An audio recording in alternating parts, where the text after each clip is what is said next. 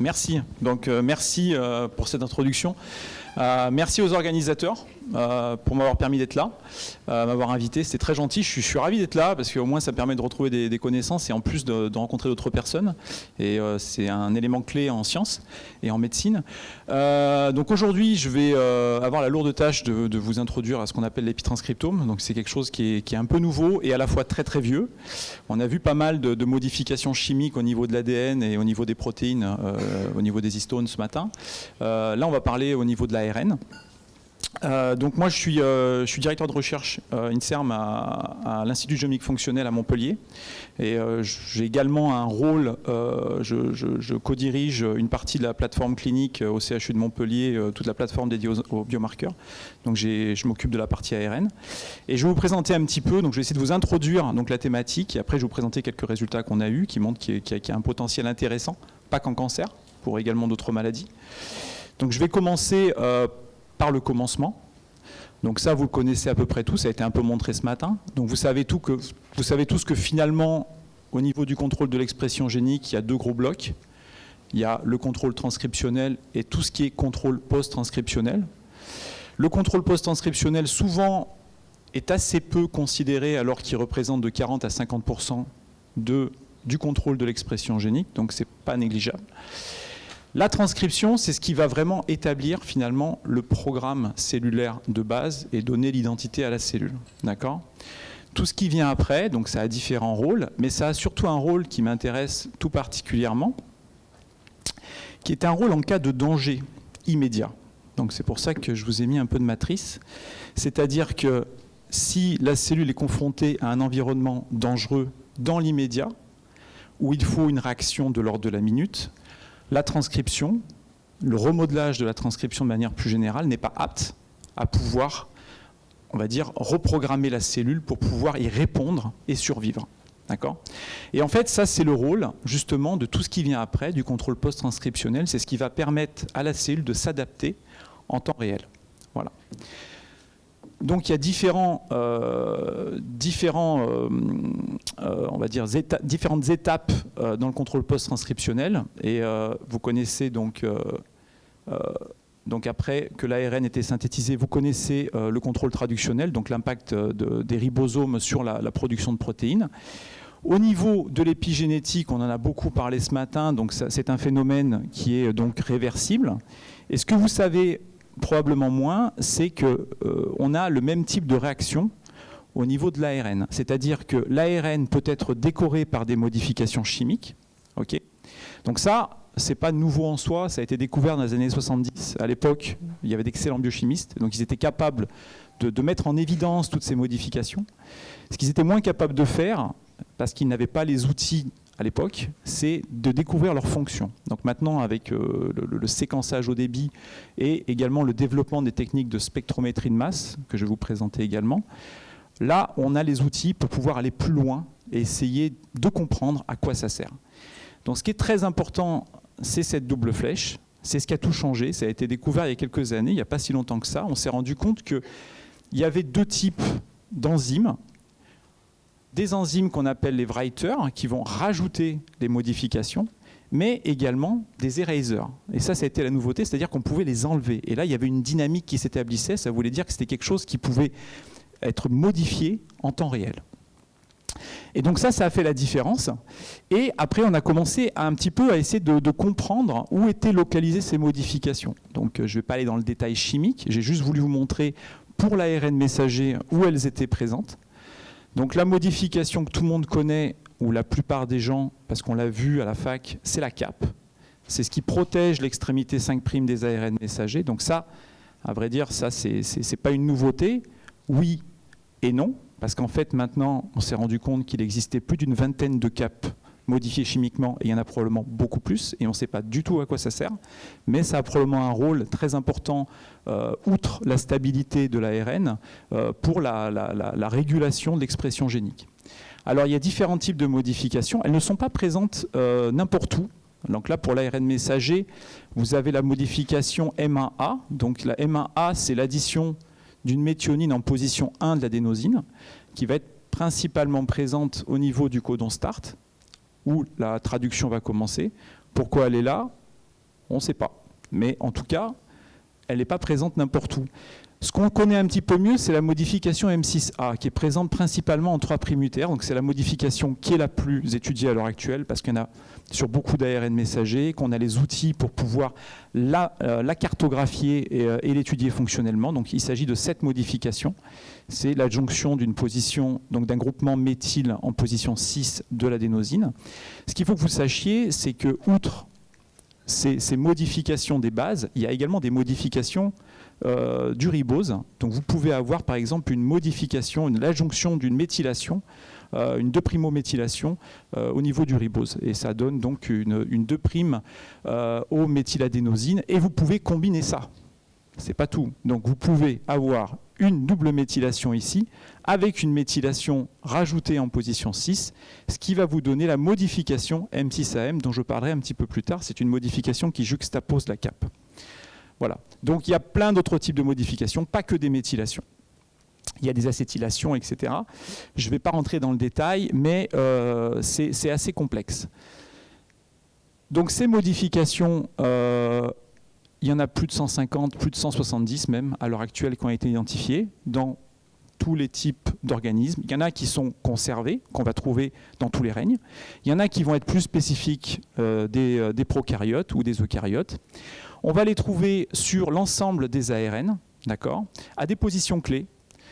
Pour les ARN de transfert, on va en trouver certaines qui vont être utilisées pour la structuration, mais également d'autres qui vont être présentes au niveau de l'anticodon, qui permet de lire et de décoder l'ARN messager. Donc je vous laisse imaginer que ces modifications vont pouvoir effectivement traduire de manière différente le même ARN messager suivant le type de modification présent. Donc je vous ai présenté l'ARN messager. Il y a également des modifications sur les micro-ARN. Les micro-ARN, on en a parlé un petit peu ce matin. Ces modifications sur les micro-ARN, je vais en parler 30 secondes, même pas. Ça a un rôle important, ça c'est quelque chose qui émerge, on sait que c'est modifié. Ce qui est assez bluffant, c'est qu'en fait ces modifications elles vont jouer sur les charges et jouer donc sur la liaison entre le micro-ARN et sa cible. Donc suivant la modification qui est ajoutée, le micro-ARN peut être présent, mais sera incapable de se fixer sur sa cible. Et ça, une fois de plus, c'est quelque chose qui sera invérifiable juste par séquençage. Au niveau des ribosomes, il y a également beaucoup de modifications qui sont présentes, également à des positions clés. Il y en a beaucoup qui sont optionnelles, c'est-à-dire qu'elles vont jouer un rôle sur la manière dont le ribosome va fonctionner. C'est toute une science en soi, il y a beaucoup de gens qui travaillent dessus. On parle d'hétérogénéité ribosomique, donc il y a plusieurs types de ribosomes qui existent, notamment en raison de ces modifications de l'ARN. Mais ça, je ne vais pas en parler, c'est encore trop compliqué. Donc finalement, quel va être l'impact de ces modifications? Donc l'ARN, finalement, il y a deux choses qui vont jouer sur sa structure. Sa capacité à former un pontage entre deux bases, donc l'appariement, mais également la manière dont ces appariements vont être empilés les uns sur les autres. Et en fait, ces modifications vont jouer là-dessus. C'est-à-dire que, par exemple, l'adjonction d'une modification peut réduire donc l'efficacité de liaison entre deux bases, et donc réduire la stabilité de liaison de l'ARN à ce niveau-là. Ça peut également changer la manière dont l'ARN est empilé, ça peut favoriser l'empilement de l'ARN et donc le condenser un peu plus, donc ça va jouer vraiment un rôle sur la structuration. Les conséquences, je vous ai parlé des conséquences au niveau traductionnel, c'est qu'effectivement ça va jouer sur la manière dont les ARN de transfert vont pouvoir lire au niveau de l'anticodon le codon qui est associé sur l'ARN messager. Et donc ça va jouer également sur la stabilisation de l'ARN en soi, à savoir que si certaines modifications ne sont pas présentes ou sont enlevées, l'ARN peut être instable et immédiatement dégradé. Donc la demi-vie de l'ARN peut être en jeu. Donc ces modifications, en fait, elles vont intervenir dans toutes les étapes post-transcriptionnelles de l'expression des gènes, à savoir l'épissage. Donc il va même y avoir un crosstalk, d'ailleurs, avec le mécanisme de régulation transcriptionnelle. Certaines modifications vont conduire à un stockage des ARN messagers. L'ARN est transcrit, mais il est stocké en réserve en attendant d'être utilisé sciemment, par exemple en conditions de stress. Ça va également jouer sur la manière dont cet ARN messager est engagé et est traduit. Donc où est-ce qu'il est décodé par les ribosomes. Et enfin, ça va jouer, comme je vous l'ai montré, sur sa stabilité et sa dégradation. Certaines modifications vont d'ailleurs pouvoir attirer les complexes de dégradation qui vont conduire à une dégradation immédiate de l'ARN cible. Donc, fonctionnellement, quelles vont être les conséquences ensuite sur les cellules et sur les tissus. Donc, je ne vais pas rentrer dans les détails, mais grosso modo, toutes ces modifications vont jouer un rôle énorme, notamment au niveau de l'embryogénèse et du développement cellulaire. Elles vont jouer un rôle au niveau de la différenciation, enfin du maintien du phénotype souche, mais également dans la différenciation et le choix des linéages. À savoir qu'on a pu établir, en faisant des expériences très simples, qu'au cours de la différenciation des cellules à partir d'un progéniteur, on pouvait avoir une évolution de cet épitranscriptome et certaines modifications vont permettre d'établir un profilage, donc des profils qui vont être vraiment spécifiques à chaque étape de différenciation ou à un statut cellulaire. Donc je vous ai mis quelques références clés si vous voulez avoir plus de renseignements. Et moi, je m'intéresse, enfin mon équipe s'intéresse notamment au rôle des modifications d'ARN dans le cancer, et notamment dans leur capacité à coévoluer avec le cancer et à permettre aux cellules cancéreuses de s'adapter en temps réel justement à des contextes inhospitaliers, donc qui vont être dangereux pour la tumeur.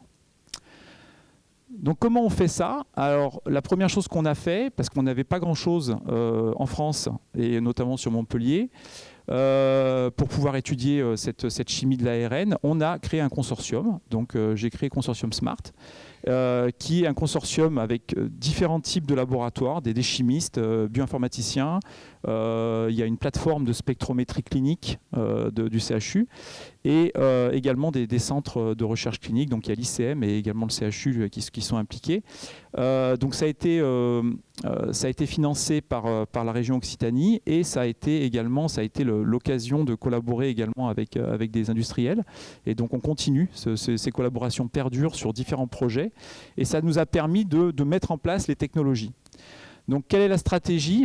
On part toujours d'une question clinique, donc on part de cohortes. En général, on travaille avec des cliniciens sur une question bien précise. On va travailler avec une cohorte bien précise pour répondre à cette question.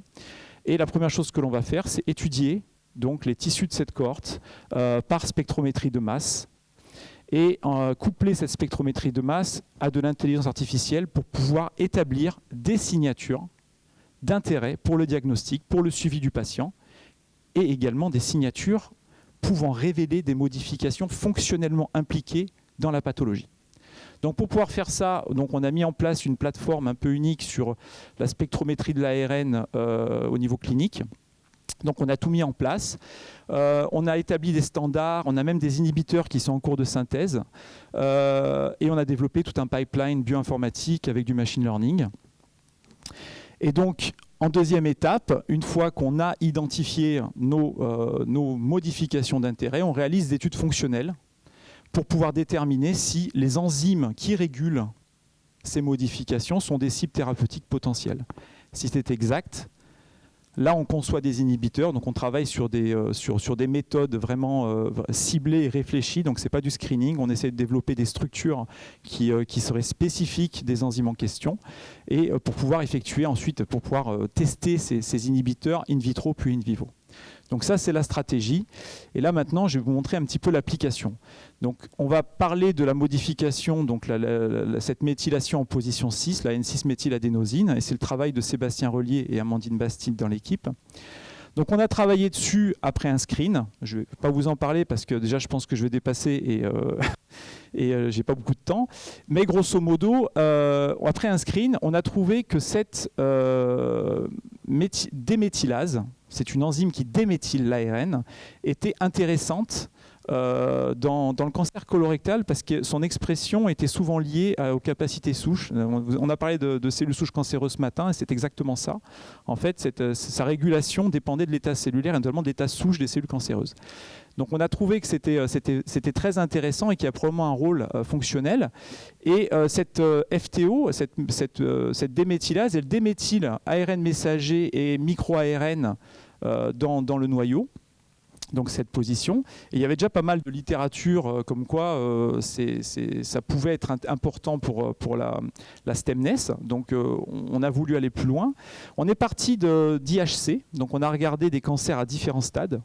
On a regardé au départ l'expression de FTO, on n'a vu absolument aucune différence. Mais par contre, on a vu quelque chose de très intéressant, c'est qu'on s'est rendu compte par rapport à un côlon normal que dès les stades les plus précoces, l'enzyme qui normalement est strictement nucléaire, en fait elle passait dans le cytoplasme.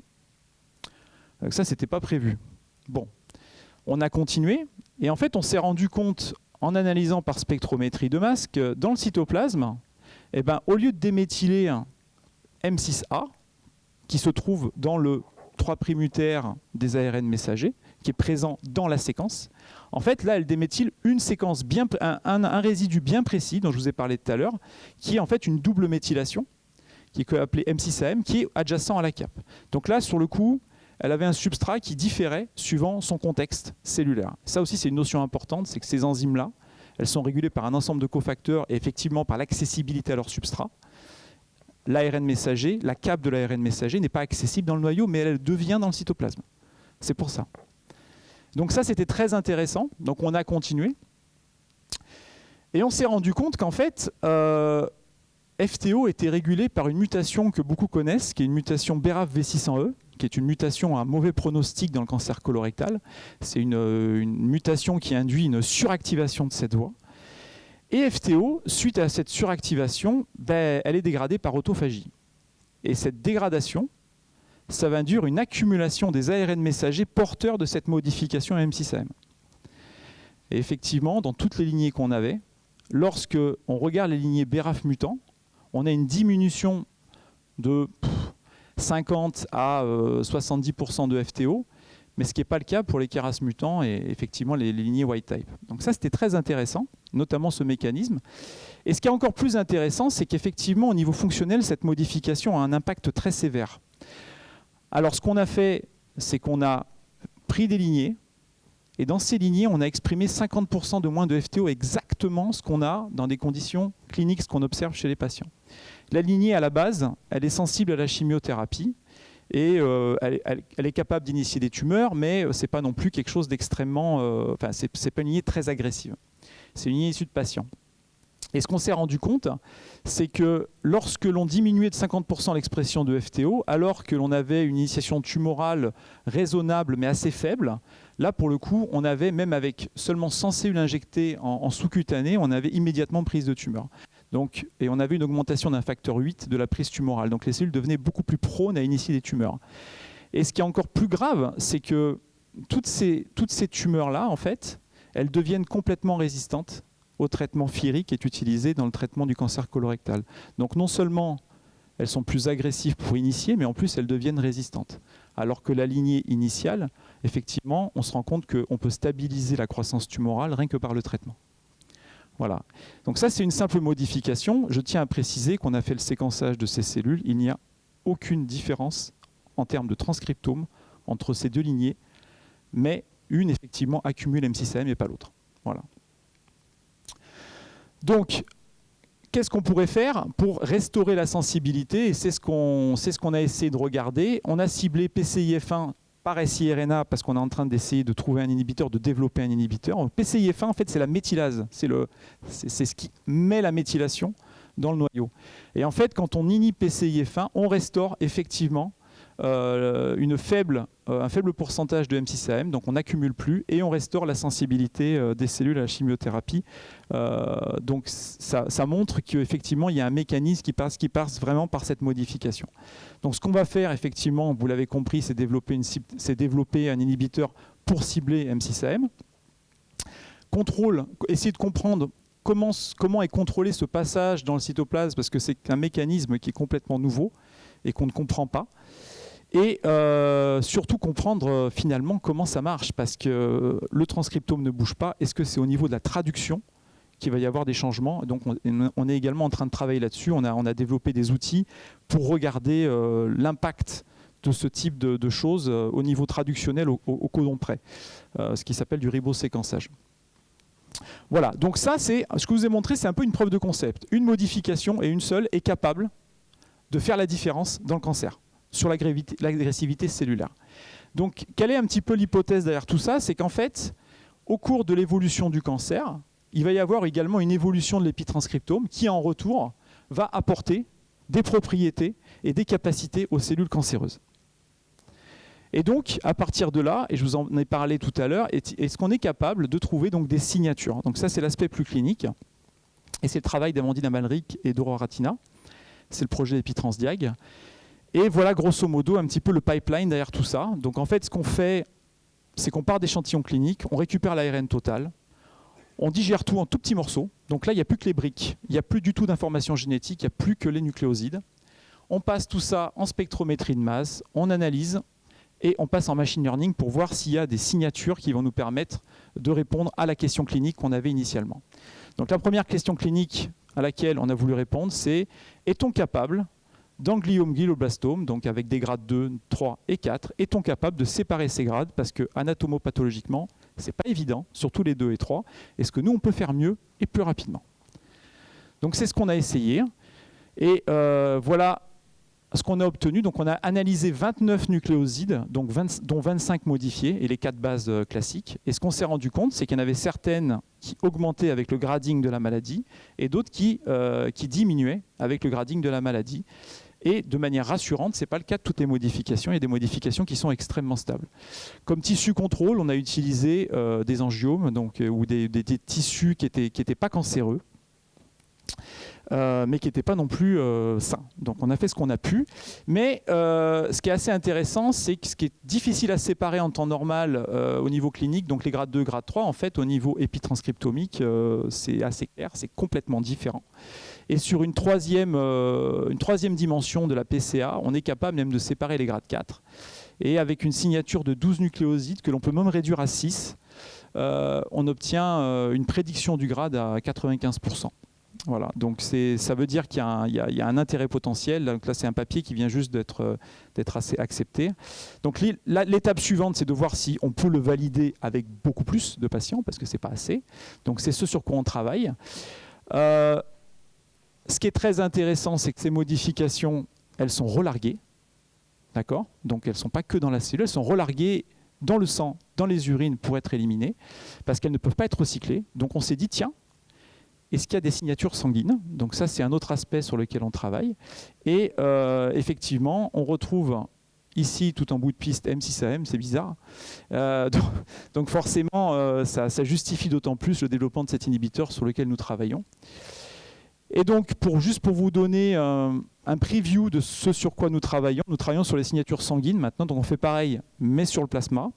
À l'heure actuelle, il nous faut 2 gouttes de sang, parce que on n'a pas besoin de beaucoup avec un mass spec, c'est très précis. Et on est parti sur une première cohorte, cette fois-ci une cohorte avec des patients dont atteints d'adénome, puis stade 1, 2, 3, 4, 47 patients, et on est parti sur 20 contrôles. Et la première question, une question toute simple qu'on a voulu poser, est-on capable de différencier les contrôles des patients qui avaient un début de cancer colorectal? Parce que dans le cancer colorectal, le nerf de la guerre, c'est la détection précoce. Et en fait, ce qu'on s'est rendu compte, c'est qu'avec une signature de 5 nucléosides, on pouvait détecter la présence du cancer, même à des stades précoces, avec 100% de spécificité. Et c'est assez simple. Enfin là, vous voyez la séparation qui est très claire. Et donc l'idée maintenant, c'est d'essayer de faire encore mieux avec beaucoup plus de cohortes, avec beaucoup plus de patients, et peut-être essayer de voir si on peut même stratifier. Donc là, c'est encore un grade au-dessus. On va faire le tissu en parallèle pour voir même si on peut corréler tissu et sang. Donc ça, c'est ce sur quoi on travaille à l'heure actuelle. Donc détection précoce, le grade. Est-ce que ce qu'on obtient, cette signature est liée à l'inflammation? Donc on travaille également avec des cliniciens qui travaillent sur les maladies inflammatoires, maladies de Crohn, tout ça, pour voir si il y a un lien entre les deux. Et est-ce qu'on est capable d'avoir quelque chose de spécifique par rapport à d'autres cancers, comme le cancer du sein, le cancer du pancréas? C'est un autre aspect sur lequel nous travaillons. Et voilà. Et effectivement, en parallèle, on va faire les tissus, on va voir s'il y a une corrélation justement avec les statuts mutationnels. Et s'il y a une corrélation entre les statuts mutationnels et ce qu'on retrouve en circulant. Et donc voilà, donc pour conclure, il y a donc une coévolution entre le cancer et l'épitranscriptome.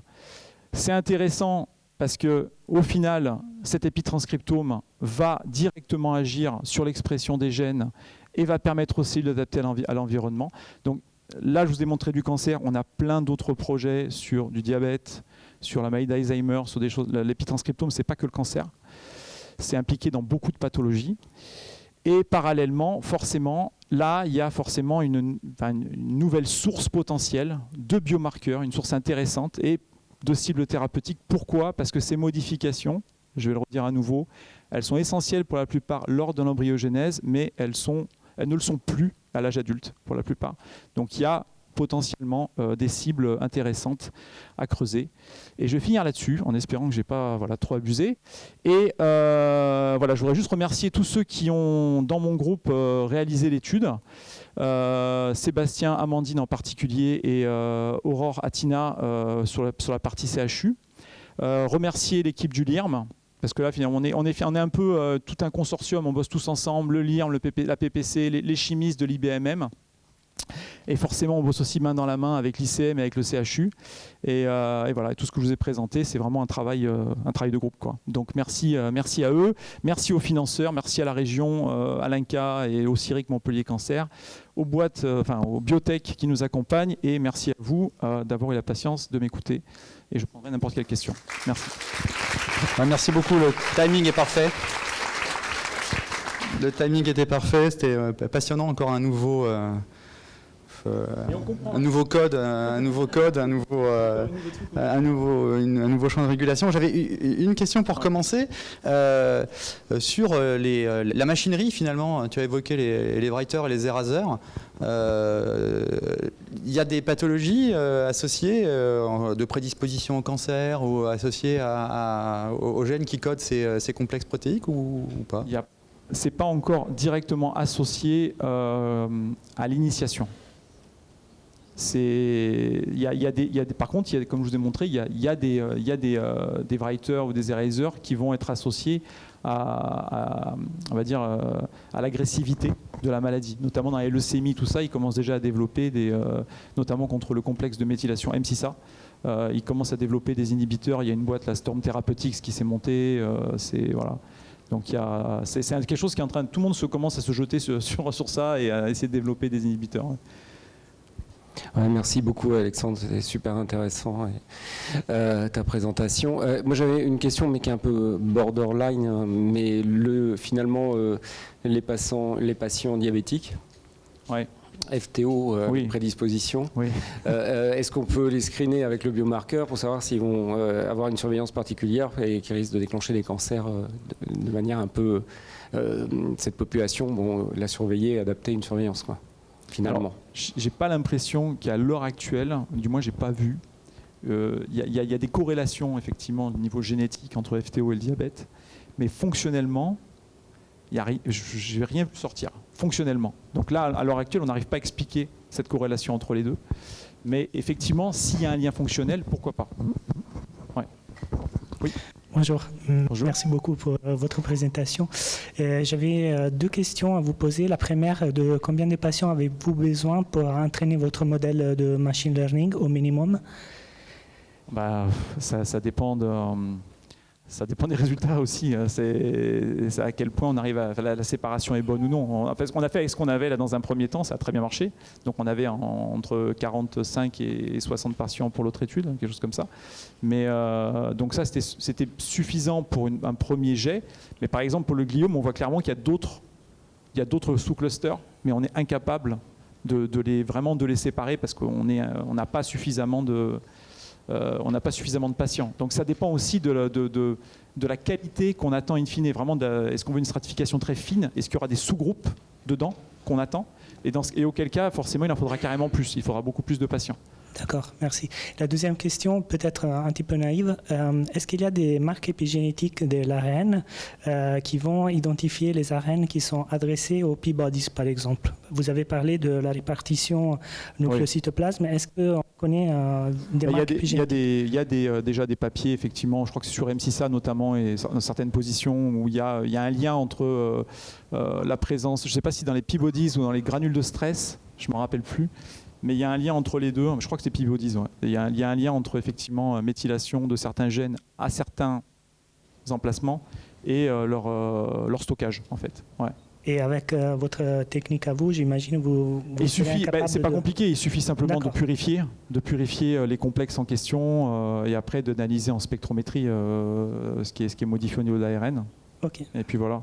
Je tiens aussi juste à préciser, pour ceux que ça intéresse, on va établir dans l'année, les 2 ans à venir, on aura également toutes les modifications de l'ADN en spectro, histone et méthylation. Voilà. Et du coup, Alexandre, t'es intéressé à faire un petit projet maladie rare et sortir du cancer? Ah mais moi, nous on prend des projets, on a la chance d'avoir la force de frappe pour le moment de pouvoir lancer plusieurs projets. Oui, effectivement, de toute façon, on est ouvert. La plateforme est ouverte, c'est une plateforme. Hein. On travaille principalement sous forme collaborative, mais l'objectif, c'était de faire quelque chose d'ouvert à tout le monde, hein. Pas uniquement au cancer. Hein. Allez, Marie, on fait des plantes, hein, donc. Merci Alexandre. Moi j'ai une question. Est-ce que tu es capable d'associer certaines marques épigénétiques à certains transcrits ou certains ARN messagers? Est-ce qu'on peut les associer à des familles de gènes ou est-ce que c'est des profils globaux? Alors là, là, pour l'instant, on pèse la brique, le nucléoside, donc on est incapable de le positionner. Le séquençage permet, pour certaines modifications, de positionner. Ça dépend toujours des outils. Souvent, ça dépend des anticorps. C'est pas toujours très précis. C'est imparfait le séquençage, mais ça peut cartographier une partie. C'est pas du tout quantitatif. La spectro est très quantitative. On est super précis là-dessus. On peut purifier les différents types d'ARN, mais par contre, on ne peut pas positionner. Ce qu'on va faire, ce qui sera faisable d'ici 3-4 ans, parce que c'est un projet avec Agilent, c'est on va essayer de séquencer les ARN de transfert. Et là, pour les ARN de transfert, positionner les modifications et séquencer précisément les bases, être capable vraiment de les identifier. Là, oui. Mais pour les ARN messagers, il faudra du nanopore, je pense. Mais ça, si le temps que la technique... Ouais. Ah. Allez, merci beaucoup en tout cas, passionnant. Avec grand plaisir. Plein de choses à faire, tout un champ qui s'ouvre.